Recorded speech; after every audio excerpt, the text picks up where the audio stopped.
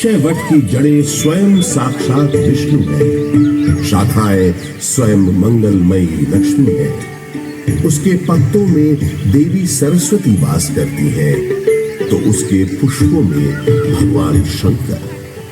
चतुरानन ब्रह्मा जी इसके फल हैं और विष्णु जी इन सब का आधार है।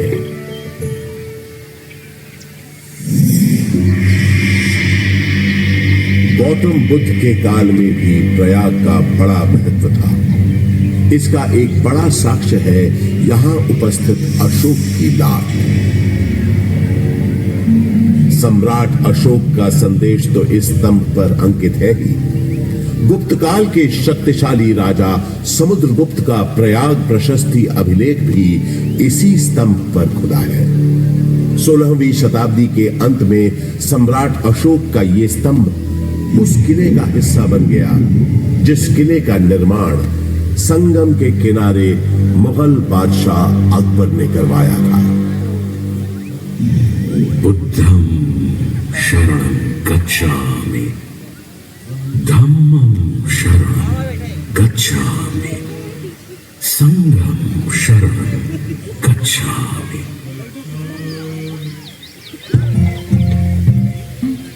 हजारों वर्ष पुराने इस प्रयाग नामक नगर के आध्यात्मिक और धार्मिक महत्व से बादशाह अकबर इतने प्रभावित हुए कि उन्होंने यहाँ एक नया शहर ही बसा दिया और उसका नाम रखा इलाहाबाद, जो वक्त के साथ साथ बन गया इलाहाबाद। अपनी भौगोलिक स्थिति, सुंदर आबोहवा और राजनीतिक महत्व की वजह से इलाहाबाद ब्रिटिश हुक्मरानों को भी बेहद पसंद आया और कुछ ही समय में ये शहर ब्रितानी हुकूमत का एक महत्वपूर्ण केंद्र बन गया। इलाहाबाद हाई कोर्ट इसका एक जीवंत उदाहरण है। देश के 4 उच्च न्यायालयों में से तो एक ये है ही। इसके अलावा अनेक महत्वपूर्ण और ऐतिहासिक फैसले देने का श्रेय भी इस न्यायालय को जाता है। शिक्षा के प्रसार के लिए अंग्रेजों द्वारा बनाया गया इलाहाबाद विश्वविद्यालय इस शहर को उनका दूसरा महत्वपूर्ण योगदान था। इलाहाबाद विश्वविद्यालय की स्थापना 16 नवंबर 1887 को हुई। पूरब का ऑक्सफोर्ड कहे जाने वाले इस विश्वविद्यालय का शुरुआती नाम न्यूयॉर्क सेंट्रल कॉलेज था। यहाँ का विजयानगरम हॉल और 7 खंडी मीनारें इतनी सुंदर और आकर्षक है कि आते जाते लोगों की निगाहें बरबस अपनी ओर खींच लेती है। 20वीं सदी की शुरुआत से ही इलाहाबाद हिंदी साहित्य का एक बहुत बड़ा केंद्र बनकर उभरा। ऐसी ही कुछ प्रसिद्ध शख्सियतों के नाम एकाएक तब याद आते हैं जब इस शहर से जुड़े साहित्यकारों की बात होती है। जैसे हास्य व्यंग के मशहूर शायर अकबर इलाहाबादी साहब, फिराक गोरखपुरी जो उर्दू के जाने माने शायर तो थे ही, अंग्रेजी भाषा के भी प्रकांड पंडित थे। महादेवी वर्मा हिंदी की सशक्त कवियत्री जो आधुनिक मीरा के नाम से भी जानी गई। सुमित्रा नंदन पंत हिंदी साहित्य के छायावादी युग के महत्वपूर्ण स्तंभ। मधुशाला के लेखक और हिंदी साहित्य के पुरोधा कवियों में से एक हरिवंश राय बच्चन और अपने नाम ही के अनुरूप हिंदी भाषा के निराले कवि सूर्यकांत त्रिपाठी निराला, जिनकी ये कविता तो अद्भुत है। देखा मैंने उसे इलाहाबाद के पथ पर, वो तोड़ती पत्थर, चढ़ रही थी धूप गर्मियों के दिन। दिवा का तमतमाता रूप, उठी झुलसाती हुई लू, रुई जूं जलती हुई भूख, गर्द चिंगी छा गई, प्राय हुई दोपहर। वो तोड़ती पत्थर देखा मैंने उसे इलाहाबाद के पथ पर, देखा मैंने उसे इलाहाबाद के पथ पर। कला और साहित्य के साथ साथ राजनीति का भी खास गढ़ रहा है प्रयागराज। स्वतंत्रता संग्राम के अनेक शूरवीरों और गणमान्य व्यक्तियों का नाता इस शहर से रहा है, जैसे पंडित मोतीलाल नेहरू, राजश्री पुरुषोत्तम दास टंडन, महामना मदन मोहन मालवीय आदि। स्वतंत्र भारत के पहले प्रधानमंत्री पंडित जवाहरलाल नेहरू का जन्म इसी शहर में हुआ था। उनका घर आनंद भवन स्वाधीनता संग्राम की गतिविधियों का एक बड़ा केंद्र था, जिसकी वजह से प्रयागराज भी आजादी की लड़ाई का एक महत्वपूर्ण हिस्सा बन गया। आजादी की बातें करें तो मुझे याद आता है सन 1857 का स्वाधीनता संग्राम, जिसका गवाह मैं खुद रहा हूं। अनेकों भीषण लड़ाइयां मैंने देखी। एक बार तो मुझे लगा था कि बस हमें विदेशी हुकूमत से छुटकारा मिल ही गया, लेकिन इसे बदकिस्मती कहें कि अंत में बाजी पलट गई। परंतु इन युद्ध की वजह से इलाहाबाद एक दिन के लिए ही सही भारत की राजधानी बना। वो दिन था 1 नवंबर 1858। उस दिन प्रयागराज के मिंटो पार्क में एक शाही दरबार लगा था, जिसमें लॉर्ड कैनिंग ने महारानी विक्टोरिया का महत्वपूर्ण घोषणा पत्र पढ़ा। आज 1 नवंबर 1858 के दिन से हिंदुस्तान में ईस्ट इंडिया कंपनी का राज खत्म होता है। अब से इंडिया में मलिका विक्टोरिया का राज होगा। ब्रिटिश ताज की हुकूमत होगी यहाँ।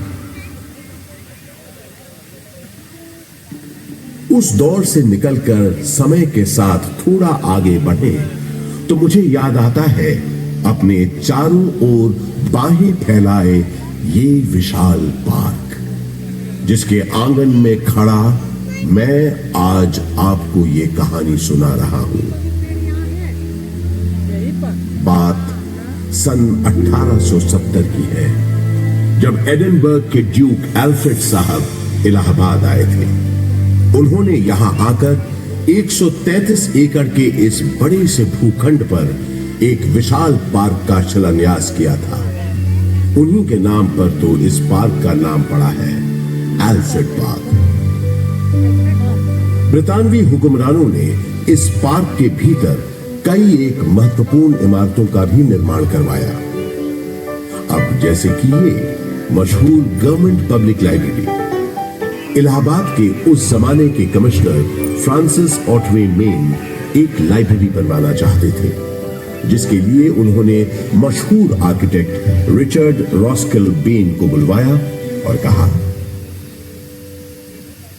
बेन, हमने तुमको बोला था ना, हमको एक लाइब्रेरी बनाने का है। I remember, sir.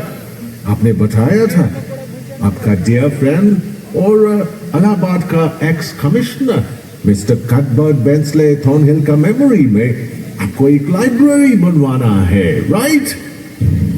Yes, Thornhill खुद एक बहुत काबिल टाउन प्लानर था। आधा इलाहाबाद उसी ने प्लान किया है। ये लाइब्रेरी उसकी मेमोरी को बिफिटिंग ट्रिब्यूट होना चाहिए। ओह, आप बिल्कुल बेफिक्र रहें सर। मेरे दिमाग में स्कॉटिश बैरोनियल रिवाइवल स्टाइल की एक ब्यूटीफुल बिल्डिंग का प्लान है, जो एकदम परफेक्ट होगा ट्रिब्यूट देने के लिए।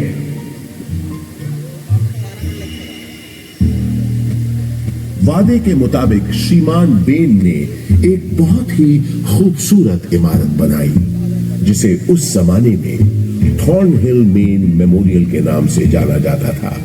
और आज हम इस शानदार इमारत को गवर्नमेंट पब्लिक लाइब्रेरी के नाम से जानते हैं। यहाँ इस लाइब्रेरी में लगभग 1.25 लाख से भी ज्यादा किताबें और अन्य ऐतिहासिक दस्तावेज मौजूद हैं। पूरे उत्तर प्रदेश में सबसे बड़ी लाइब्रेरी यही है। विक्टोरिया मेमोरियल कोलकाता में है, ये तो सब जानते हैं, लेकिन उससे थोड़ा छोटा मगर बेहद सुंदर विक्टोरिया मेमोरियल यहां प्रयागराज में भी मौजूद है, ये बात बहुत कम लोग जानते हैं।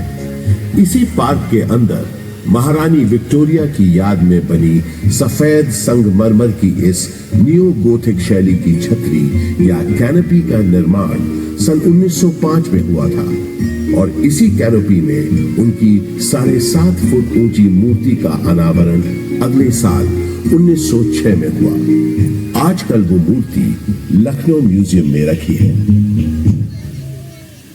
इसी विक्टोरिया मेमोरियल के बगल में अंग्रेजों ने एक बैंड स्टैंड भी बनवाया।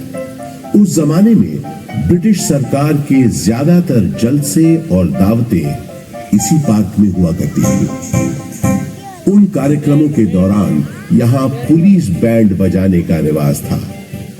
इस संगीत का आनंद अंग्रेजों के साथ साथ कुछ रईस और रसूखदार इलाहाबादी भी लेते थे। ऐसा माना जाता है कि ये बैंड स्टैंड अंग्रेजों को एक बंगाली सज्जन बाबू नीलकमल मित्रा ने भेंट किया था।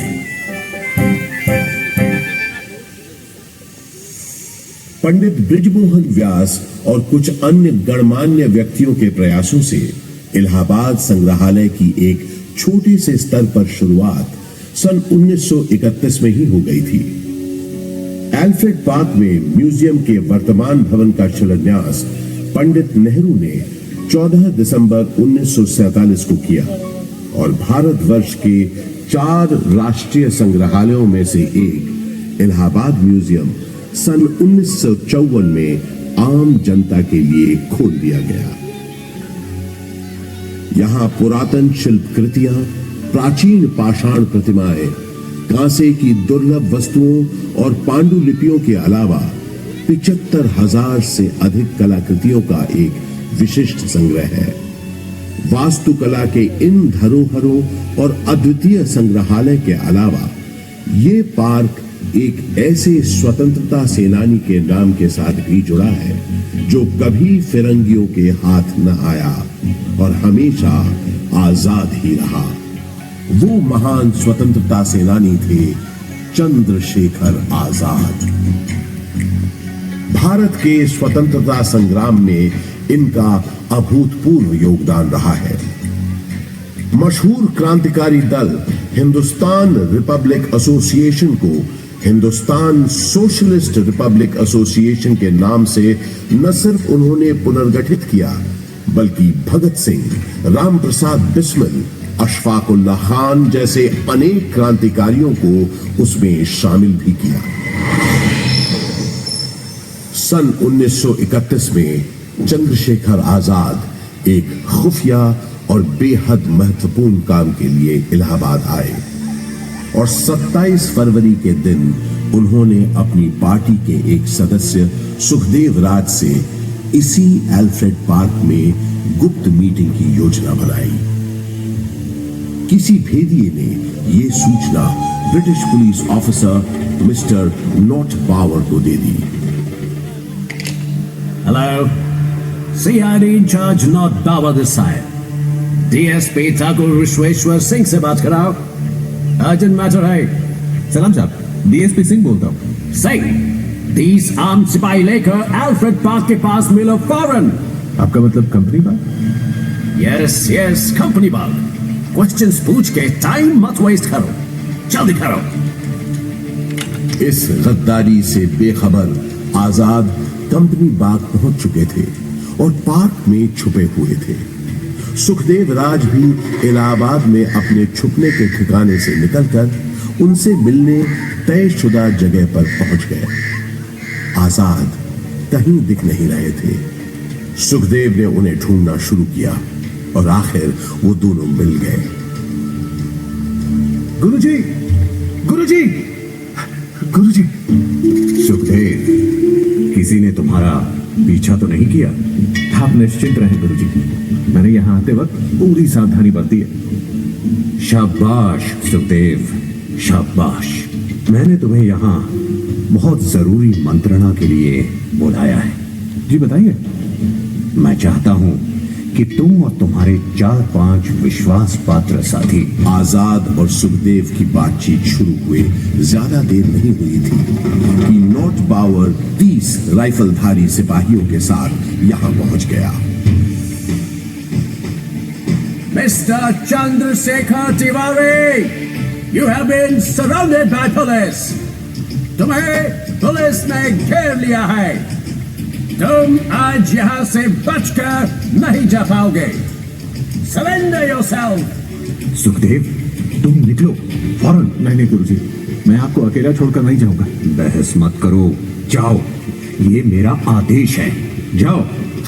पर आप, जब तक मेरे पास ये मेरी बमतुल बुखारा है, मेरा कोई बाल भी बाका नहीं कर सकता। अब जल्दी जाओ यहां से, और जब तक मेरा अगला संदेश न मिले तब तक चौकन्ने रहना, संभल कर रहना सुखदेव। अब जाओ यहां से, तब तक मैं इनको रोकता हूं। पल भर में नॉट पावर ने आजाद पर गोलियां बरसानी शुरू कर दी। आजाद यहीं बगल में जामुन के पेड़ के पीछे छुपे पुलिस का मुकाबला कर रहे थे। जख्मी होने के बावजूद उस दिन उनकी गोलियों से नॉट पावर और डीएसपी सिंह दोनों घायल हुए। आजाद के पास गिनती की गोलियां थी, जबकि पुलिस के पास न गोलियों की कमी थी न बंदूकों की। फिर भी आजाद उनसे अपने पास बची आखिरी गोली तक लोहा लेते रहे। आजाद ने प्रण लिया था कि वो हमेशा आजाद रहेंगे। उन्होंने अपना प्रण निभाया और वो हमेशा आजाद ही रहे। उन्होंने अपने पास बची आखिरी गोली से अपने प्राण न्योछावर कर अपनी प्यारी मातृभूमि के लिए आत्म बलिदान दे दिया। स्वतंत्र भारत का सपना अपने दिल में लिए वो शहीद तो हो गए, लेकिन हिम्मत और बहादुरी की मिसाल चंद्रशेखर आजाद हमारे दिलों में हमेशा के लिए अमर हो गए। आज हमारा भारत देश एक स्वतंत्र देश है, तो उसका श्रेय शहीद आजम चंद्रशेखर आजाद जैसे लोगों के उत्सर्ग को, उनकी शहादत को जाता है, जिन्होंने अपनी जान से भी ज्यादा प्यारी मातृभूमि के लिए हंसते हंसते अपने प्राणों की आहुति दे दी। आजाद अक्सर कहा करते थे, अंग्रेजों की गोलियों का हम सामना करेंगे। हम आजाद थे, आजाद हैं, आजाद भी रहेंगे।